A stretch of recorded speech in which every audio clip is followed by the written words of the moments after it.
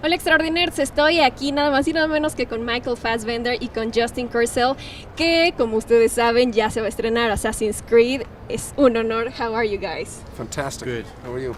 I am here representing the fans, as you can Represent. see. Excellent. And I need, first of all, I need tips to become a great assassin like you. Okay. You've got to learn how to jump, Yeah. how to tumble, know when to hold 'em, know when to fold 'em, know when to run, know when to hide. You got to work in the dark to serve the light, of course, and hide in plain sight, which you're doing. I know. No one sees me with my cape. That's right, exactly. And well, now you have been in comic book movies, in a video game movie, so now you're like nerd royalty. So were you a fan of this stuff when you were growing up? I've always been a nerd myself, so I consider myself part of the family. What did I like when I was growing up? Superman, I guess, was the first big sort of superhero influence in me. So much so that I had my own Superman suit, and I always wanted to take it to the swimming pool to practice my flying.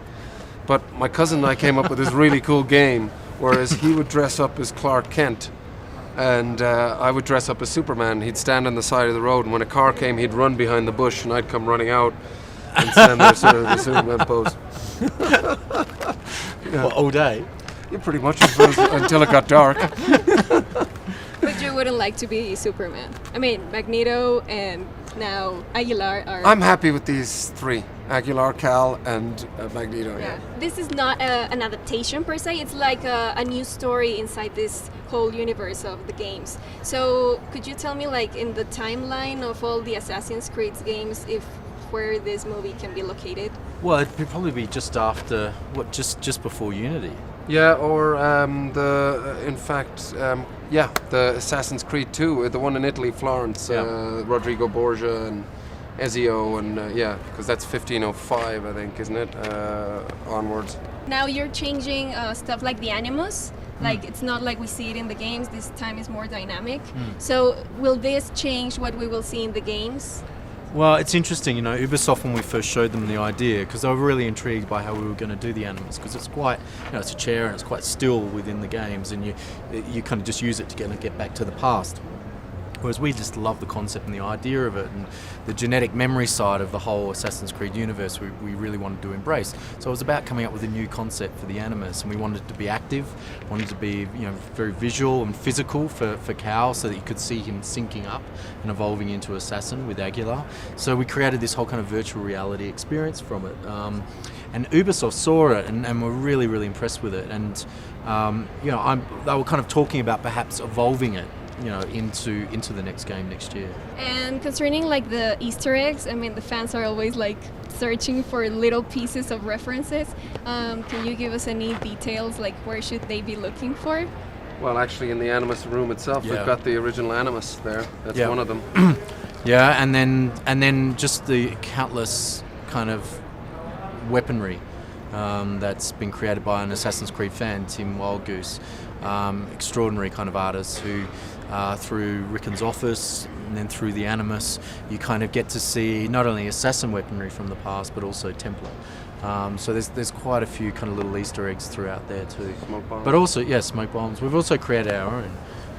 There's fresh Easter eggs in there. And now that you were talking about the weaponry, how was using the hidden blade? I mean, I think it's dangerous. Like, you could cut your finger. Yeah, you don't want to be like scratching your eye when they're out, or you have an itch. Every now and again, I sort of find myself almost poke my eyes out.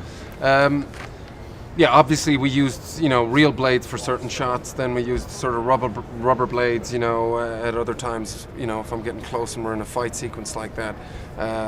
But it's something definitely you have to be aware of. Yeah, I mean, like I say, I could scratch my head, and next thing I'm sort of chopped into my head. Exactly. Yeah. So I had to be careful. And concerning the leap of faith, I mean, it's like one of the most iconic things in Assassin's Creed. So how was recording that? Like, did you really have to jump a certain height? I jumped, like a lowered version of it. But we have a real leap of faith happening without wires, without cords, that Damien Walters, one of my stunt doubles, did for real. So I think it's the highest jump. What is it, for 35 years or something like that? Yeah, highest 125 feet. So it was the highest jump he'd done, and definitely the highest jump a stuntman had done on set. So and it works out to be about the kind of height of the Seville Cathedral. So it's it's pretty amazing seeing that it can be done for real, and he certainly wanted to achieve it through the film. And here you have a lot of scenes in Spanish. The characters are speaking in Spanish. So was that for you? Was that difficult to be directing in a foreign language and for you to say those lines? It's interesting actually. I found it quite easy. It's interesting. Like when the intent is right, it just feels right, and I was quite shocked by that. You had difficulty directing me in Spanish. He was another. He was another. As soon as he started speaking Spanish, I was a little bit like, sound like the other guys. No, he was amazing. He was really amazing. Ariane Lebed, who's French, was also speaking in Spanish. Great, yeah. She was great as well. But she was yeah, great. I'm so happy. Michael and I were really concerned about how the Spanish would play in the past, and we both felt as though it would just seemed so wrong if they were speaking English. So we're really proud that we're able to make that work. You shot it both ways, I shot it in English and Spanish, just to give everyone peace of mind, I guess. Yeah. And which adds on obviously extra time on set, and it means you've got to factor in that time, but you did an excellent job, facilitating both. And then of course everybody heard it and was like, this is way better, except for Michael. What the hell's he saying? Yeah. Do you remember any of your lines that you can tell us? Nuestras vidas no son nada. That sounds powerful.